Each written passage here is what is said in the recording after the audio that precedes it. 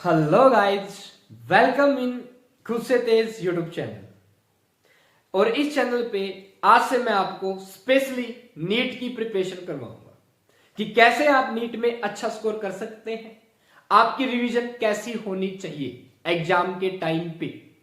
ठीक है, तो चलिए भाई स्टार्ट करते हैं आज की हमारी पहली वीडियो खुद से तेज पे 0001, जिसमें हम बायोलॉजी का एक लेसन पढ़ेंगे जिसका नाम है माइक्रोब्स इन ह्यूमन वेलफेयर, कि ह्यूमन की भलाई में माइक्रोब्स का योगदान है कैसे। देखिए भाई, यहां पे माइक्रोब्स के नेम है और माइक्रोब्स द्वारा प्रोड्यूस किए जाने वाले केमिकल के नेम है। ठीक है, एग्जाम में क्वेश्चन आता है direct match the microbes with respective chemicals. ठीक है, कि ये माइक्रोब्स क्या प्रोड्यूस करते हैं, आपसे सही मिलान करवाएंगे। ठीक है, अभी सबसे पहले जो हमारा ये वाला वीडियो में जितने भी यहाँ पे क्वेश्चंस लिख रखे हैं, हर एक लाइन से क्वेश्चन बन रहा है, एग्जैक्ट आपके क्वेश्चंस ही आपके सामने है। तो सबसे पहले हमारा मेन कंसेप्ट है यहाँ पे माइक्रोब्स का रोल इन केमिकल प्रोडक्शन में। केमिकल प्रोड्यूस करने में माइक्रोब्स कैसे रोल अदा करते हैं ये आपको बताना है। एसिटोबैक्टर एसिटाई एक बैक्टीरिया है जो एसिटिक एसिड प्रोड्यूस करता है, CH3COOH। ऐसे ही क्लोस्ट्रिडियम ब्यूटाइलिकम ब्यूटाइलिक एसिड प्रोड्यूस करता है, यह भी एक बैक्टीरिया है। लैक्टोबैसिलस लैक्टिक एसिड बैक्टीरिया है जो क्या प्रोड्यूस करता है, लैक्टिक एसिड। लैक्टोबैसिलस लैब भी कहते हैं इसको, लैक्टिक एसिड बैक्टीरिया जो लैक्टिक एसिड प्रोड्यूस करे। अभी आपका लैक्टिक एसिड क्या करता है, मिल्क को कन्वर्ट कर देता है कर्ड में। कौन, लैक्टिक एसिड बैक्टीरिया। कर्ड क्या होता है, मिल्क आपका पानी की तरह होता है, कर्ड आपका सॉलिड तो टफ सेमी सॉलिड होता है, गाढ़ा होता है। तो मिल्क के अंदर क्या होते हैं, जो प्रोटीन होते हैं वो कर्ड बनते समय लैक्टिक एसिड बैक्टीरिया मिल्क के प्रोटीन्स को डाइजेस्ट करके पेप्टोन्स और पेप्टाइड्स में कन्वर्ट कर देता है। यानी कि मिल्क के अंदर क्या होते हैं, पार्शियली डाइजेस्टेड मिल्क प्रोटीन। अब खास बात सुनिए, जो आपका कर्ड होता है ये ज्यादा फायदेमंद होता है मिल्क की बजाय। क्यों, मतलब कर्ड के अंदर विटामिन B12 एक विटामिन है जिसकी मात्रा ज्यादा होती है। ये विटामिन B12 आरबीसी के प्रोडक्शन में हेल्प करता है, आरबीसी की अमाउंट इंक्रीज कर देता है, जिसके कारण हमें पर्नीशियस एनीमिया नहीं होता है। नेक्स्ट, जो आपकी एस्परगिलस निगर एक फंजाई है, ये सिट्रिक एसिड प्रोड्यूस करती है। सैक्रोमाइसिस सेरेविशियाई ये एक यीस्ट फंजाई का ही member ethanol plus CO2 produce करती है। ध्यान दीजिए भाई, सैक्रोमाइसिस सेरेविशियाई को हम बेकर यीस्ट भी कहते हैं। क्यों, क्योंकि ये ब्रेड मेकिंग में हेल्प करती है। ब्रेड के अंदर होल्स होते हैं, देखा हुआ स्पंज जैसी होती है, होल से दिखेंगे, आप ब्रेड किधर देखेंगे, पूछते क्यों, जैसे आप डफ के अंदर फर्मेंटेशन करवाते हो ना, आटे के अंदर, गुथे हुए आटे के अंदर फर्मेंटेशन करवाते हो तो इथेनॉल के साथ CO2 गैस रिलीज होती है। जैसे ही गैस आटे से बाहर निकलती है तो उसके अंदर पफ्ड अपीयरेंस आ जाती है, जिसके कारण क्या बन जाते हैं, होल्स बन जाते हैं। सैक्रोमाइसिस सेरेविसियाई को हम ब्रेवर यीस्ट भी कहते हैं। क्यों, क्योंकि बीवरेज मेकिंग में हेल्प करती है। बीवरेज कौन कौन है बताइए, वाइन, बियर, पेय पदार्थ को बीवरेज कहते हैं, विस्की, ब्रांडी, रम। अब यहाँ पे दो मेथड है इनके प्रिपरेशन की। जो वाइन और बियर बनाई जाती है वो बिना डिस्टिलेशन के बनाई जाती है, और जहां आपकी जो विद डिस्टिलेशन है वो है विस्की, ब्रांडी, रम। ये है भाई माइक्रोब्स इस तरफ और उनके द्वारा प्रोड्यूस किए गए केमिकल्स और उनका बेनिफिट। खास बात सुनिए, जो एस्परगिलस निगर है ये एक फंजाई का मेंबर है, और फंजाई में ये एक फाइलम एस्कोमाइसिटिस का मेंबर है। एस्कोमाइसिटिस को हम सैक फंजाई भी कहते हैं। एस्कोमाइसिटिस फंजाई के अंदर लार्जेस्ट फाइलम है। ठीक है, सबसे ज्यादा मेंबर इसी फाइलम के हैं फंजाई किंगडम में। ओके, अब जो आपकी सैक्रोमाइसिस सेरेविशियाई है इसका एक और यूज है। सैक्रोमाइसिस सेरेविशियाई का यूज करके हमने रिकम्बिनेंट डीएनए टेक्नोलॉजी से हेपेटाइटिस बी को क्योर करने के लिए एक वैक्सीन बना रखा है। क्वेश्चन पूछते हैं हेपेटाइटिस बी का वैक्सीन कैसे प्रिपेयर किया गया है, बाय रिकम्बिनेंट डीएनए टेक्नोलॉजी। ठीक है, तो ये था भाई माइक्रोब्स का रोल इन केमिकल प्रोडक्शन। हर लाइन से क्वेश्चंस आया हुआ है और क्वेश्चन आगे आएंगे तो आपसे ऐसे ही पूछेंगे। वो आपको क्या दे देंगे भाई, कोई भी 4 माइक्रोब्स दे देंगे, ये पूछ लेंगे कि बताइए कौन सा माइक्रोब्स या कौन सा ऑप्शन में से सही है। ब्यूटायरिक एसिड ऊपर लिख देंगे, एसिटिक एसिड नीचे, ठीक है। ये बता सेम दे दे और ये भी चेंज कर दे, ठीक है। घुमा फिरा के आपके question microbes in human welfare से पूछते हैं ना, तो भाई यही से पूछता है, ठीक है। इस वीडियो के अंदर मैं आपको कंप्लीट इंफॉर्मेशन दूंगा माइक्रोब्स इन ह्यूमन वेलफेयर के बारे में, कि एग्जाम के अंदर नीट में कैसे क्वेश्चन पूछते हैं। और आगे इस चैनल के ऊपर जितनी भी वीडियोज आएंगी उनका एक ही उद्देश्य है कि आपका नीट में सिलेक्शन, चाहे आप एमबीबीएस करना चाहते हो, बीडीएस करना चाहते हो, बीएमएस करना चाहते हो, बीएचएमएस करना चाहते हो, जो भी कोर्स बीएससी नर्सिंग चाहते हो, तो भाई सीधी सी बात है, जो भी इस चैनल पे वीडियो आए इसको कंप्लीट देखिए, टिप्स पे कर दीजिए। सिलेक्शन की जिम्मेदारी हमारी। एग्जाम से पहला मुझे बोल देना कि सर मैं क्या सिलेक्ट हो पाऊंगा, मैं आपको डिक्लेयर कर दूंगा कि आपका सिलेक्शन होगा या नहीं होगा। सीधी सी बात, हर वीडियो को अच्छे से प्रिपेयर कीजिए, नोट्स बनाइए और 5 से 6 बार पढ़िए, सिलेक्शन डन है आपका। नेक्स्ट देखेंगे भाई role of microbes in production of bioactive molecule. देखिए भाई नेक्स्ट है role of microbes in bioactive molecule production. Bioactive molecule क्या है? ऐसे मॉलिक्यूल जो लिविंग सिस्टम को एक्टिवेट कर देते हैं। फॉर एग्जांपल देखिए भाई, ट्राइकोडर्मा पॉलिस्पोरम एक फंजाई है जो बायोएक्टिव मॉलिक्यूल साइक्लोस्पोरिन ए प्रोड्यूस करती है। ये बायोएक्टिव मॉलिक्यूल इम्यूनोसप्रेसिव एजेंट का काम करता है। किसके अंदर भाई? ऑर्गन ट्रांसप्लांटेड पेशेंट में। अगर किसी के अंदर हम ऑर्गन ट्रांसप्लांट कर देते हैं तो उसकी शरीर की इम्यूनिटी उस ऑर्गन को नष्ट कर देती है। उससे बचाने के लिए हम क्या करते हैं? साइक्लोस्पोरिन ए देते हैं ताकि उसकी इम्यूनिटी सप्रेस हो जाए और वो ऑर्गन उसके अंदर वर्क करता रहे। नेक्स्ट, मोनास्कस परपरियस, एक फंजाई है जो स्टेटिन बायोएक्टिव मॉलिक्यूल प्रोड्यूस करती है। क्या होता है स्टेटिन? ब्लड कोलेस्ट्रॉल क्या काम करता है? बायोएक्टिव मॉलिक्यूल होता है, ब्लड के कोलेस्ट्रॉल को कम कर देता है। ब्लड कोलेस्ट्रॉल लोअरिंग एजेंट है कौन? स्टेटिन। कौन प्रोड्यूस करती है? मोनास्कस परपरियस। कैसे भी? क्या होता है? एक एंजाइम है HMG कोएंजाइम ए, ये क्या करता है? Synthesis of cholesterol. जो स्टेटिन है इसके सिंथेसिस को प्रिवेंट कर देता है। अब HMG कोएंजाइम में वर्क नहीं करेगा किसके सिंथेसिस में? कोलेस्ट्रॉल को सिंथेसिस में। अब आपका कोलेस्ट्रॉल सिंथेसाइज नहीं होगा, क्यों? तो स्टेटिन इसके साथ लड़ाई कर लेता है, इसको क्या कर देता है? अभी ब्लॉक कर देता है। ये आपके स्टेटिन एंड साइक्लोस्पोरिन दोनों बायोएक्टिव मॉलिक्यूल हैं। जो 6th और 7th पॉइंट है ये बायोएक्टिव मॉलिक्यूल के लिए। नेक्स्ट, स्ट्रेप्टोकोकस एक बैक्टीरिया है। स्ट्रेप्टोकाइनेज एंजाइम प्रोड्यूस करता है। क्या काम है? क्लॉट बस्टर के रूप में। जो आपका क्लॉट जम जाए किसी वेसल के अंदर, किसी ब्लड वेसल के अंदर क्लॉट जम जाता है, ठीक, खून का थक्का जम जाता है, तो उसको इंस्टेंटली ब्रेक करने के लिए हम एंजाइम का इस्तेमाल करते हैं जिसका नाम है स्ट्रेप्टोकाइनेज। नेक्स्ट, लाइपेज एक एंजाइम है। इसका क्या इस्तेमाल है? ये डिटर्जेंट फॉर्मुलेशन में हेल्प करता है, सरफ बनाने में हेल्प करता है। डिटर्जेंट क्या काम करते हैं Surf? To remove oily stains, जो हमारे दाग धब्बे लग जाते हैं ऑयल्स के तेलिए, ठीक है, उनको रिमूव करने में हेल्प करता है। पैक्सिनेजिस और प्रोटियोजिस क्या काम करते हैं? बोतल के जूस को क्लैरिफाई कर देते हैं, ठीक है। आमतौर पे जो मार्केट में जूस आते हैं हम घर पे बनाते हैं। घर वाले जूस में फाइबर्स होते हैं। आम का जूस बना लीजिए आप, ठीक है, क्या होंगे उसमें? आम का सेक होता है, आम का सेक बना लीजिए, क्या होंगे उसमें? फाइबर्स। लेकिन जो आप माजा लेके आएंगे वो फाइबर लेस होगी। क्यों भाई? उनको इन एंजाइम्स का इस्तेमाल करके हम क्या कर देते हैं? Clarify. Streptokinase, lipase, pectinase and proteases enzymes. इस तरीके से हमने ये 10 पॉइंट्स कर लिए जिसमें माइक्रोब्स एंजाइम प्रोड्यूस करते हैं, बायोएक्टिव मॉलिक्यूल प्रोड्यूस करते हैं और भी केमिकल प्रोड्यूस करते हैं। इस तरीके से माइक्रोब्स हमारे लिए क्या है?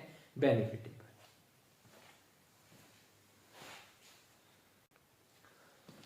माइक्रोब्स इन ह्यूमन वेलफेयर के नेक्स्ट पॉइंट्स देखिए।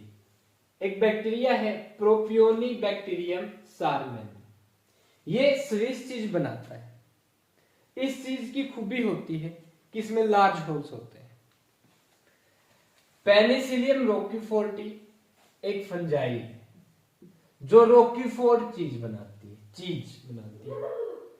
Todi, next, Todi is traditional drink. Todi क्या है भैया? ट्रेडिशनल ड्रिंक है जो साउथर्न इंडिया के लोग हैं वो पीते हैं टोडी, जो फॉर्म होती है बाई फर्मेंटेशन ऑफ पाम्स खजूर के फर्मेंटेशन से बनाई जाती है। कौन? टोडी। नेक्स्ट, चीज वो ओल्डेस्ट फूड आइटम है जिसके अंदर माइक्रोब्स यूज किए गए थे, याद रखना इस बात को। नेक्स्ट, लीवनिंग क्या होती है? लीवनिंग एक प्रोसेस होती है जिसके अंदर जो आटा डफ होता है, आटा गुथा हुआ आटा स्वेल फूल जाता है, या उसका क्या होता है? फर्मेंटेशन। इस प्रोसेस को क्या कहते हैं? फर्मेंटेशन ऑफ डफ। डफ की फर्मेंटेशन को क्या कहते हैं? लीवनिंग प्रोसेस। ये 3 एंजाइम्स द्वारा होती है कंप्लीट, एमाइलेज, माल्टेज, जाइमेज। ठीक है, जो स्लाइवरी एमाइलेज सलाइवा में स्टार्च को किसमें कन्वर्ट करता है? माल्टोज में। ऐसे एमाइलेज स्टार्च को किसमें बदलेगा? माल्टोज में। फिर माल्टोज को ग्लूकोज में बदलेगा माल्टेज। ठीक है, और ग्लूकोज को अल्कोहल इथेनॉल में बदलेगा जाइमेज। नेक्स्ट, उपमा, इडली, डोसा हम फर्मेंटेशन किन्वट से बनाते हैं ऑफ राइस और ब्लैक ग्राम्स के फर्मेंटेशन से बनाते हैं, लीवनिंग प्रोसेस करते हैं। एस्चेरिचिया कोलाई, इकोलाई कहते हैं, ये एक बायोटेक्नोलॉजी का एक खास बैक्टीरिया है। देखिए भाई, कॉमन बैक्टीरिया है वाटर पोल्यूशन। ये वाटर, जहां पे वाटर के अंदर पोल्यूशन हो रहा है ना, वहां पे इकोलाई की आपको बहुत ज्यादा मात्रा है। वो पोल्यूशन का कारण ही कौन है? इकोलाई। नेक्स्ट, सुडोमोनास एक बैक्टीरिया है जो इन्वायरमेंट को प्यूरिफाई करता है।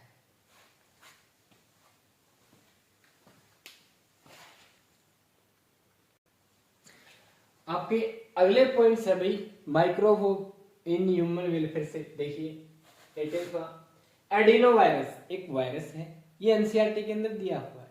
ठीक है, इसका साइज होता है 90 से 100 नैनोमीटर का। इसका जेनेटिक मटेरियल होता है डबल स्ट्रैंडेड, 2 स्ट्रैंड वाला डीएनए इसका जेनेटिक मटेरियल है, और ये रेस्पिरेटरी डिजीज काज करता है, रेस्पिरेटरी इंफेक्शन।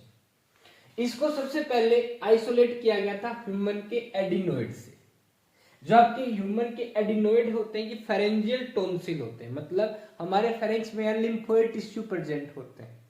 ठीक है, जिन्हें हम क्या कहते हैं? Human adenoid. इसलिए इसका नाम रख दिया क्या? एडिनो वायरस, जो एडिनोइड में पाया जाए। नेक्स्ट है तंबाकू मोजिक वायरस, जिसे टीएमवी कहते हैं। इसका जेनेटिक मटेरियल क्या होता है? Single stranded RNA. साइज होता है 300 इंटू में 18 नैनोमीटर। और एक वैरायटी होती है चिली की, पूसा सदाबहार, वो तंबाकू मोजिक वायरस से क्या होती है? रेजिस्टेंट। देखिए, क्वेश्चन पूरी एनसीईआरटी का कहीं से भी आ सकता है, कैसे भी पूछा जा सकता है, कंफ्यूजन होगा, उसी को दूर करना है। ठीक है, नेक्स्ट, जो हमारा कोरोना वायरस है, इसका जेनेटिक मटेरियल होता है सिंगल स्ट्रैंडेड आरएनए। कहां इंफेक्शन करता है? कमेंट में बताइएगा। इन्फेक्शन ऑर्गन, किस ऑर्गन को इन्फेक्ट करता है आपका कोरोना वायरस? देखिए भाई, अब हमारा नेक्स्ट पॉइंट है जिसमें हम सीवेज ट्रीटमेंट के बारे में पढ़ेंगे। सबसे पहले सीवेज क्या होता है? म्युनिसिपल वेस्ट वाटर, एक कस्बे का जो पानी होता है, जो हमारे घरों से नालियों जो पानी जाता है ना, जो वेस्ट वाटर जाता है बाहर, यही क्या बनाता है? सीवेज बनाता है। अभी गंदा पानी हो जाता है तो हमें इसको क्या करना चाहिए? ट्रीट करना चाहिए, बिना पहले अपने जोड़, तालाबों या नहरों में छोड़ने से पहले इसको ट्रीट करना चाहिए। कैसे ट्रीट करेंगे? सबसे पहले होता है इसमें 3 ट्रीटमेंट पढ़ेंगे। सीवेज के 3 ट्रीटमेंट है। पहला प्राइमरी ट्रीटमेंट, जिसे हम फिजिकल ट्रीटमेंट भी कहते हैं। इसके अंदर क्या होता है? इसमें जो ऊपर पानी के ऊपर तैर रहे होते हैं डेब्रिज, कूड़ा कचरा, बोतल्स, पानी की बोतलें, चप्पलें, इनको हम फिजिकली रिमूव करते हैं, उठा उठा के बाहर फेंक देते हैं। ठीक है, और भाई जो अभी पत्थर कंकड़ नीचे बैठ जाते हैं, सॉलिड ईंट बाटे, वही उनका रिमूव करते हैं। किसमें भाई? फिजिकल ट्रीटमेंट, प्राइमरी ट्रीटमेंट में, ये ध्यान रखना। ठीक है, इसके अंदर हम 2 मेथड अप्लाई करते हैं। फिल्ट्रेशन, मतलब एक जाली लगा देंगे, उसमें बोतलें पानी इकट्ठा हो जाएगा। सेडिमेंटेशन, कूड़े का जो आपकी ईंट जो ज्यादा सॉलिड है वो नीचे बैठ जाएंगे, भारी वस्तु नीचे बैठ जाएंगी पानी में। ठीक है, हो गया आपका प्राइमरी ट्रीटमेंट। अब जो भी पानी के अंदर घुली हुई चीज है उसे हम कहते हैं सुपरनेटेंट वाटर। जो भी ऑर्गेनिक मटेरियल घुले हुए हैं पानी के अंदर, गंदा पानी बहुत गाढ़ा सा हो चुका है, ठीक है, उसमें अलग अलग मटेरियल गोबर वगैरह वटेवर जो भी अदर फल सब्जी टुकड़े कुछ भी डाल दे हम, जो आपका अब जो घुली हुई फॉर्म में वाटर है उसे हम कहते हैं सुपरनेटेंट वाटर। अब फिल्ट्रेशन और सेडिमेंटेशन के बाद अब इस वाटर को हम कहां लेके जाएंगे, सेकेंडरी ट्रीटमेंट के लिए लेके जाएंगे। इसके अंदर क्या होगा भाई, सेकेंडरी ट्रीटमेंट में जो प्राइमरी ट्रीटमेंट से जो इफ्लुएंट बाहर आएगा उसे क्या कहेंगे, प्राइमरी ट्रीटमेंट से जो पानी बाहर आएगा सुपरनेटेंट वाटर जिसके अंदर ऑर्गेनिक मटेरियल तैर रहे हैं वो पानी, उसे हम कहेंगे अब क्या, इफ्लुएंट।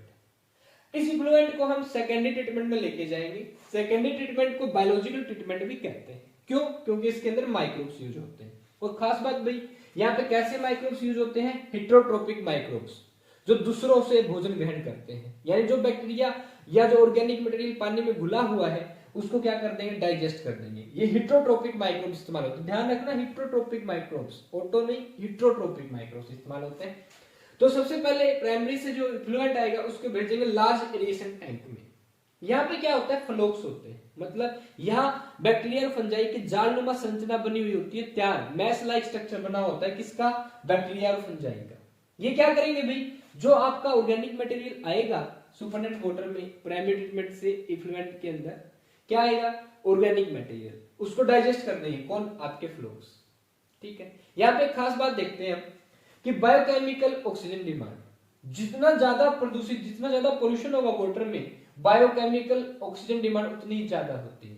जैसे ही कम हो जाती है फ्लोक्स के कारण, क्योंकि ये डाइजेस्ट कर जाएंगे, बैक्टीरिया जो डाइजेस्ट कर देंगे किसको, ऑर्गेनिक मटेरियल को। अब आपकी बीओडी क्या हो जाएगी, डिक्रीज, पोल्यूशन क्या हो गया, कम, क्योंकि ऑर्गेनिक मटेरियल भी कम हो चुका है। जैसे बीओडी कम हो जाती है, बायोकेमिकल ऑक्सीजन डिमांड, हम ये समझ लेते हैं कि पोल्यूशन कम हो गया है। फिर हम इसको लेके जाते हैं दूसरे टैंक में, इसका नाम है सेटलिंग टैंक। इस सेटलिंग टैंक में क्या होता है, ये जो आपके माइक्रोब्स बैक्टीरिया फंजाई, इनको हम क्या करते हैं, यहाँ पे सेटल करवा देते हैं, ठीक है, इसे हम कहते हैं क्या भाई, सेटलिंग टैंक। एक और बात ध्यान दीजिए, यहाँ पे जब हम लार्ज एरिएशन टैंक में पानी को लेके जाते हैं ट्रीटमेंट के लिए, तो उसके हम क्या करते हैं, एरिएशन, इसे बोला गया लार्ज एरिएशन टैंक। तो इसमें हम ऑक्सीजन सप्लाई करवाते हैं और हिलाते भी हैं, इसको एजिटेट करते हैं ताकि अच्छी तरीके से मिक्स हो जाए बैक्टीरिया किसके साथ भाई, ऑर्गेनिक मटेरियल के साथ, और आसानी से डाइजेस्ट हो सके। सेटलिंग टैंक में जाने के बाद क्या होता है, इसके अंदर जो आपके फ्लोक्स हैं वो सेडिमेंट कर जाएंगे, बैठ जाएंगे, इसे हम कहते हैं सेडिमेंटेड सल्ज। अभी जो सेडिमेंटेड सल्ज है यहां से दोबारा इनोकुलम के तौर पे लार्ज एरिएशन टैंक में इस्तेमाल किया जाता है। जैसे हम दही जमाने के लिए थोड़ी सी लस्सी रखते हैं ना, इस थोड़ी सी लस्सी को हम कहेंगे इनोकुलम, और इसको वापस इस्तेमाल कर लेंगे दोबारा दूध में, फिर से दही बन जाएगा, फिर थोड़ी सी दोबारा ले लेते हैं, दही बनाते रहते हैं। ऐसे हर रोज की ये प्रोसेस चलती है हमारी जनरली। नेक्स्ट भाई, जैसे ही सेटलिंग टैंक में कुछ फ्लोक्स नीचे बैठ जाएंगे, अब कुछ और फ्लोक्स बच जाते हैं, सारे के सारे नीचे भी नहीं बैठते, ठीक है। अब ये बैक्टीरिया माइक्रोब्स कहां जाएंगे भाई, आगे थर्ड टैंक में, जिसका नाम है anaerobic sludge digester. Anaerobic sludge digester में क्या होगा, जो भी फ्लोक्स बचे हुए हैं और जो ऑर्गेनिक इनऑर्गेनिक मटेरियल जो भी है, सबका डाइजेशन हम आपके एनएरोबिक बैक्टीरिया कर देंगे।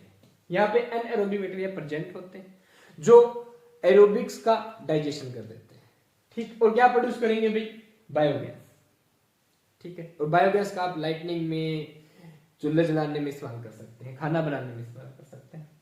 बायोगैस की क्या खास बात है, इसके अंदर मैक्सिमम अमाउंट में पाई जाती है CH4, मीथेन गैस 66% के आसपास होती है करीब। इसके अलावा और CO2 भी होती है, हाइड्रोजन भी, H2O भी, ठीक है।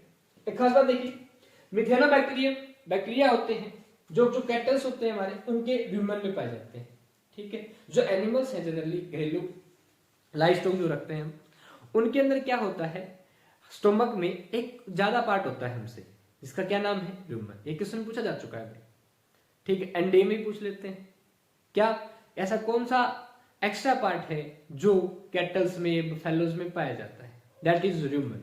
और ह्यूमन के अंदर क्या होते हैं, मिथेनोबैक्टीरियम। इसी कारण में इनका जो वेस्ट होता है ना, जो फेसिज होते हैं आपके,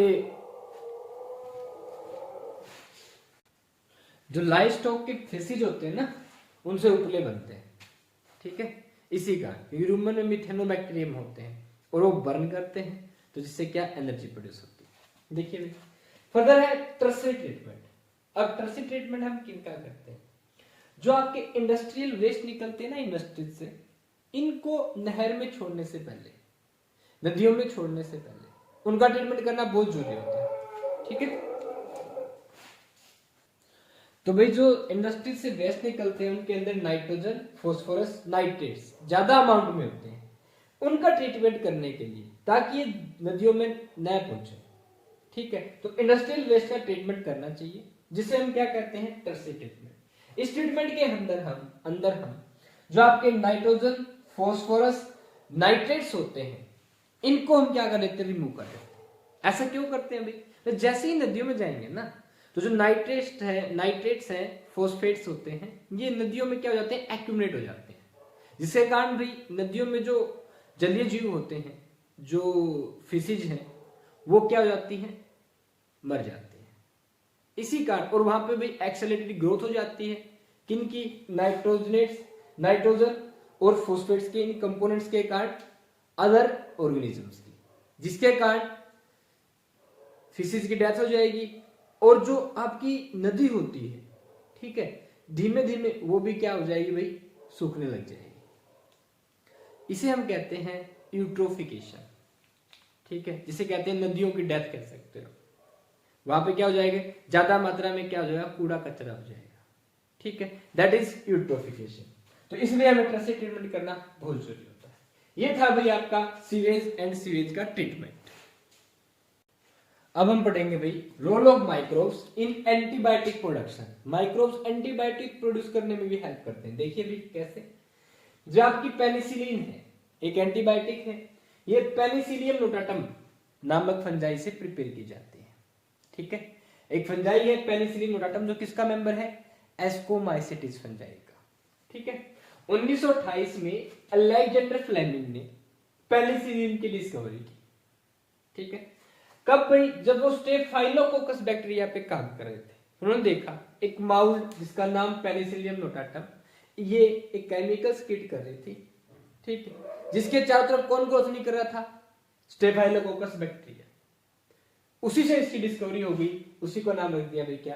पेनिसिलिन। उस केमिकल का क्या नाम रखा? पेनिसिलिन। और ये पेनिसिलिन क्या है? एंटीबायोटिक्स है। यानी कैसे भी? एंटी मतलब अपोजिट है, बायोटिक्स मतलब छोटे छोटे माइक्रोब्स की, हमारे लिए।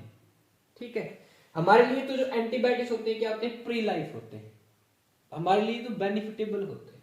जबकि जो आपके माइक्रोब्स होते हैं हार्मफुल, उनके लिए क्या है? हानिकारक। उनके लिए क्या है? एंटीबायोटिक्स। उनकी लाइफ के क्या है? अपोजिट है। ठीक है, तो 1928 में, समटाइम्स किसी बुक में 1929 लिखा होगा, लेकिन जनरली भाई 1928 ज्यादा प्रेफरेंस देखा है मैंने तो। ठीक है, अब अलेक्जेंडर फ्लेमिंग ने डिस्कवरी कर दी पेनिसिलिन की, लेकिन पेनिसिलिन का पूरा पोटेंशियल, फुल इफेक्ट किसने बताया? अर्नेस्ट चेन ने, हार्ड फ्लोरेन ने और अलेक्जेंडर फ्लेमिंग ने। दोनों ने बताई, दोनों ने। किसने? हार्ड फ्लोरेन और Ernest Chain. During world war 2 जो पेनिसिलिन है एज एंटीबायोटिक्स के तौर पे जो घाव हो गए थे सैनिकों को, उनको ट्रीट करने में यूज हुई। इसी कारण 1945 में इन तीनों को नोबेल प्राइज मिला। That is the most important point. 2022 क्या मिला भाई? Nobel prize. अब ध्यान दीजिए, ये एसएस वाले कुछ नाम वाले कुछ कंफ्यूजिंग शब्द हैं।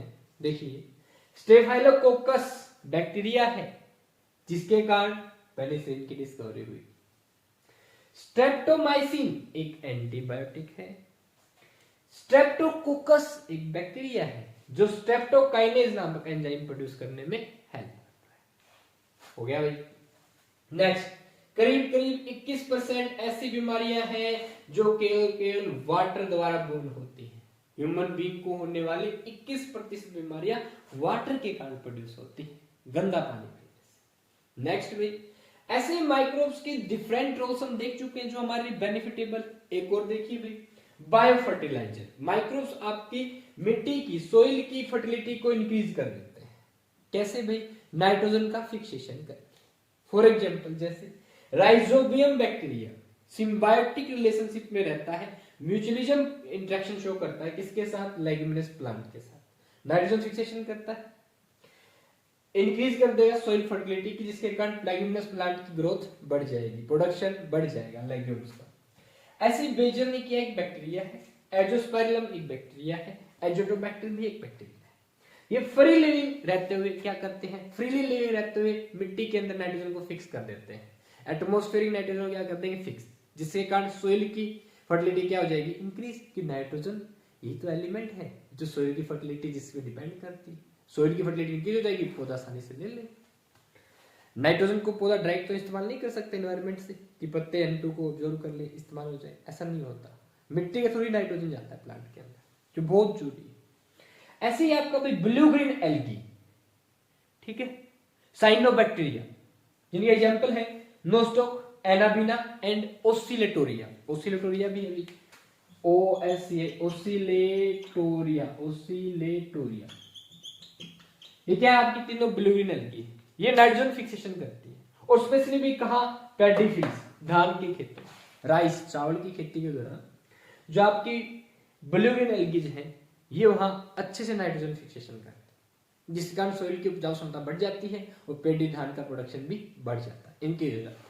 इसलिए जो आपके माइक्रोब्स हैं, ये किस में हेल्प करते हैं भाई, मिट्टी की उपजाऊ क्षमता बढ़ाने में हेल्प करते हैं, यूज एज बायो फर्टिलाइजर, ठीक है। ऐसे एक माइक्रोरिजा एसोसिएशन है, माइक्रोरिजा किसके बीच होता है एसोसिएशन भाई, माइक्रोरिजा। जो माइक्रोरिजा एसोसिएशन है, ये फंजाई का एसोसिएशन होता है विद हायर प्लांट्स के साथ, ठीक है। फंजाई का एक जीनस है ग्लोमस, जिसका क्या नाम है भाई, ग्लोमस। ग्लोमस जीनस का सदस्य फंजाई का माइक्रोरिजा बनाता है हायर प्लांट्स के रूट्स के साथ। ऐसे ही पाइनस के अंदर आपका माइक्रोरिजल एसोसिएशन भी पाया जाता है, ठीक है। अगला भी आपका जो बायोफर्टिलाइजर है, वो मिट्टी के अंदर फॉस्फेट्स, नाइट्रोजन, इनके अमाउंट क्या कर देते हैं, इंक्रीज कर देते हैं, जो प्लांट आसानी से यूज कर लेता है, ठीक है। बदले में जैसे फंजाई है, ये आसानी से पौधे को क्या करेगा, मिनरल्स प्रोवाइड कर देगा, वहीं पौधा क्या करेगा, फंजाई को न्यूट्रिशन प्रोवाइड कर देगा, फूड दे देगा। इस तरीके से सिम्बायोटिक रिलेशनशिप होती है, जिसे हम म्यूचुअलिज्म कहते हैं। पॉपुलेशन इंटरेक्शन में पढ़ते हैं, दोनों स्पीशीज को बेनिफिट होता है, ओके। अब भाई इसके बाद हम पढ़ेंगे माइक्रोब्स के अनदर इस्तेमाल्स। Microbe as bio control agent.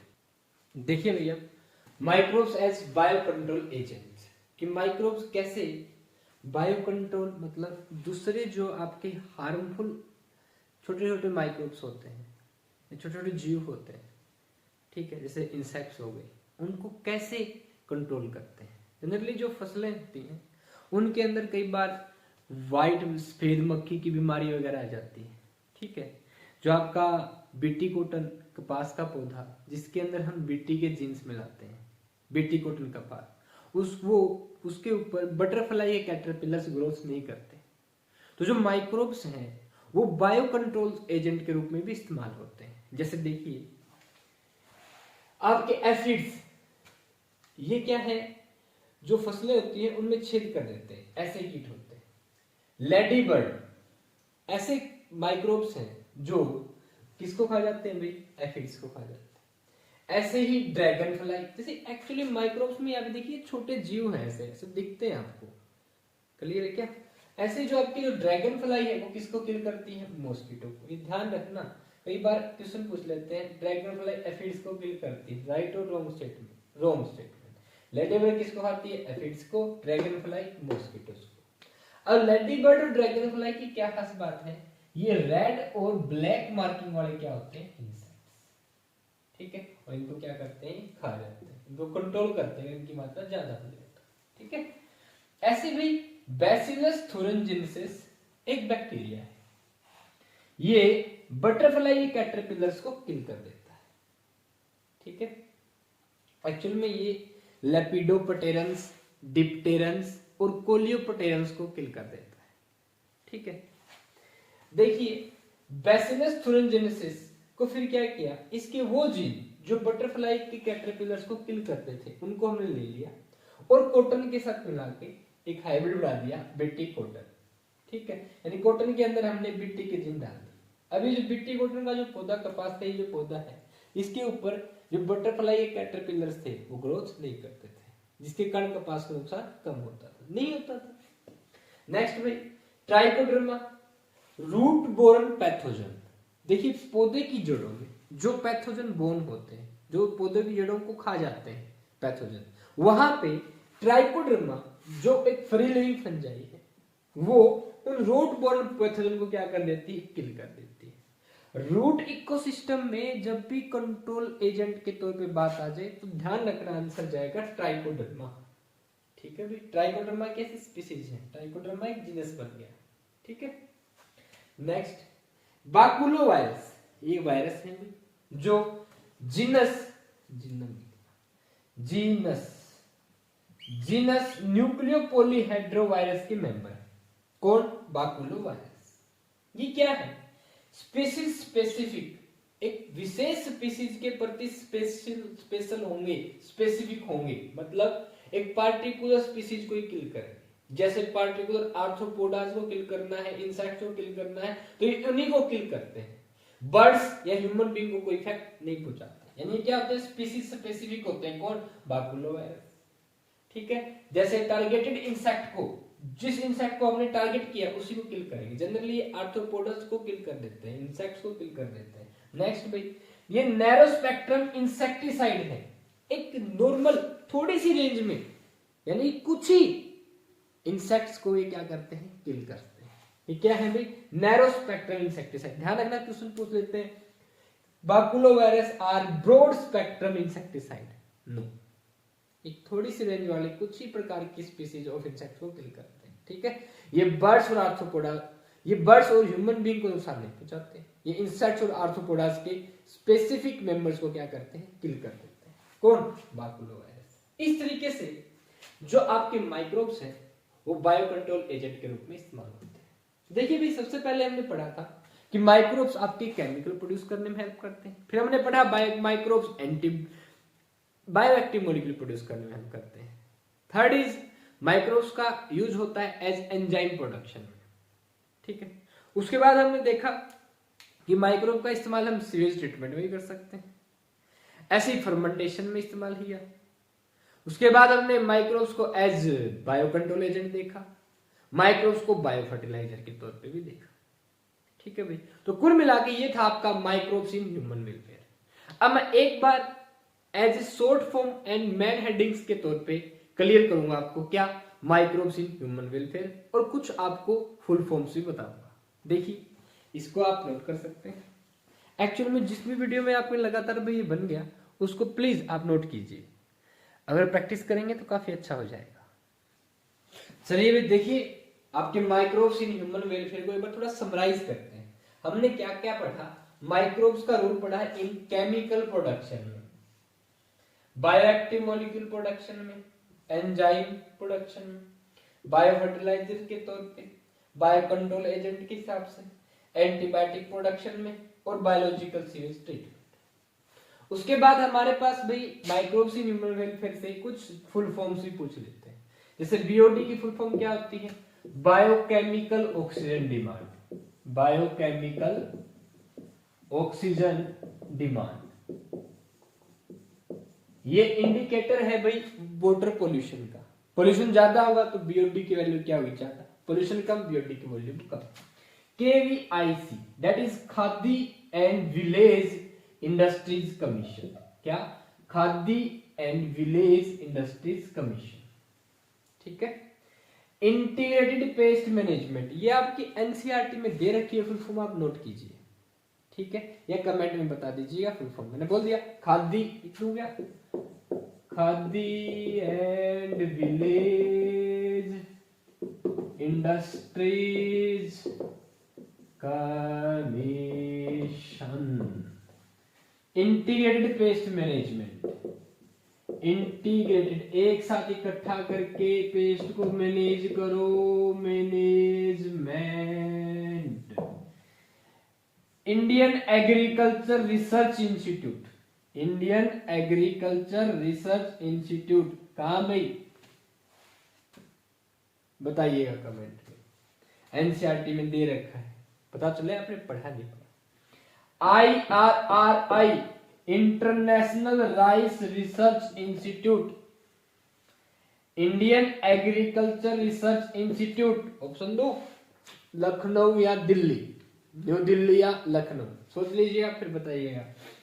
International rice research institute कहां है? फिलीपींस में। जीईएसी की फुल फॉर्म भाई हर नीट के एग्जाम में पूछने लगेगा इसका, बता देना आप भी क्या है। Genetic engineering approval committee. Genes में किसी भी ऑर्गेनिज्म के चेंजअप करने के लिए हमें GEAC genetic engineering approval committee से परमिशन लेनी पड़ती है, ठीक है। अदरवाइज तो भाई हम ह्यूमन बीइंग के जीन्स चेंज कर देते हैं, ठीक है। तो जो ह्यूमन की वेलफेयर में काम आता है उसी बेस पे हम मॉडिफिकेशन कर सकते हैं, ठीक है भाई। तो ये था हमारा माइक्रोब्स इन ह्यूमन वेलफेयर। अब एक बात ध्यान से सुनिए, देखिए जो स्टूडेंट अच्छे से स्टडी करेगा, अच्छे से प्रैक्टिस करेगा, स्टडी को टाइम देगा, उसका सिलेक्शन श्योर है। नेचर भी उसी का साथ देती है, ये ध्यान रखिए भाई। जितनी ज्यादा बार आप प्रैक्टिस करेंगे उतने ही ज्यादा स्ट्रॉन्ग हो जाए। देखिए मैंने आपको माइक्रोब्स इन ह्यूमन वेलफेयर पढ़ाया, इसमें हर लाइन से क्वेश्चन बनेगा, हर लाइन से क्वेश्चन पूछा जा भी चुका है, ठीक है।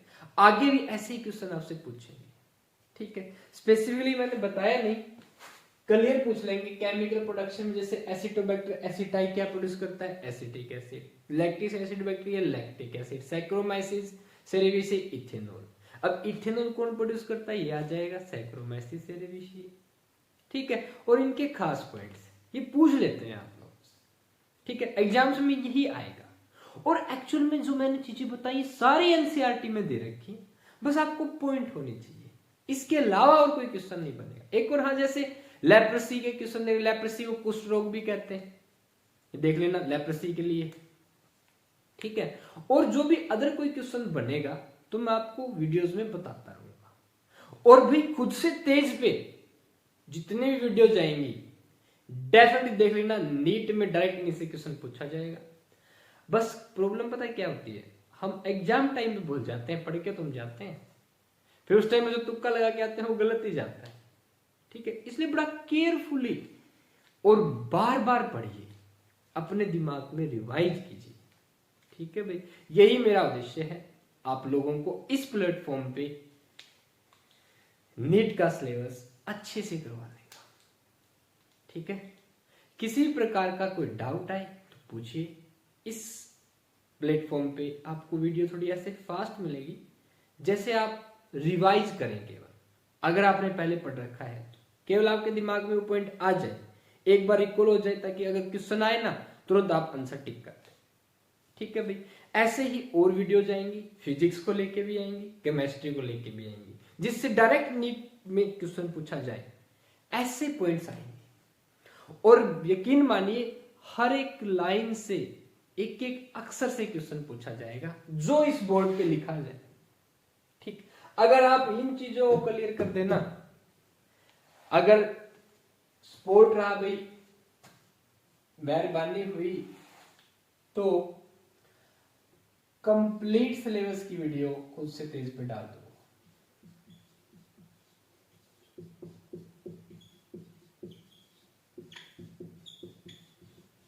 फॉर नीट देते समय जो मुझे आता था, या जब मैं सोच रहा था कि ये मुझे आना चाहिए, वो तुम्हें यहां पे मिलेगा, ठीक है। बस प्रॉब्लम क्या रहती है, हम मैन टाइम पे नहीं कर पाते हैं, अदरवाइज भाई हर एक 720 में से आउट ऑफ 720 ली जाए। क्यों? क्योंकि हमारी प्रैक्टिस कम रहती है। अब एनटीए ने 115 पेपर दे रखे हैं, 16 दे रखे हैं, पहला वाला पेपर हटा रखा है, ठीक है। अगर आप कंप्लीट 115 पेपर निकाल दे एनटीए की साइट पे जो दे रखे हैं, एनटीए नेशनल टेस्ट अभ्यास में जो दे रखे हैं, सिलेक्शन श्योर है। और टिप्स में होगा ना भाई, तो 720 में 720 भी आएंगे, क्यों नहीं रोक सकते।